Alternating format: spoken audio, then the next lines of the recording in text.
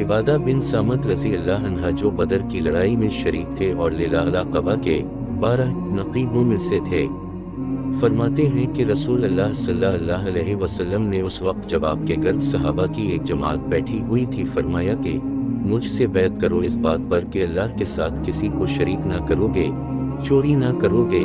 زنا نہ کرو گے، اپنی اولاد کو قتل نہ کرو گے اور ناعمدہ کسی پر کوئی ناحق بہتان باندھو گے اور کسی بھی اچھی بات میں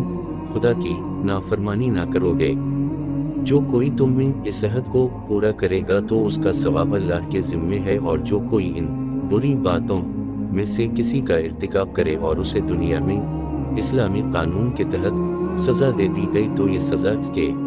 گناہوں کے لیے بدلہ ہو جائے گی، اور جو کوئی ان میں سے کسی بات میں مبتلا ہو گیا اور اللہ نے اس کے گناہ کو چھپا لیا تو پھر اس کا معاملہ اللہ کے حوالہ ہے، اگر چاہے معاف کرے اور اگر چاہے سزا دے دے۔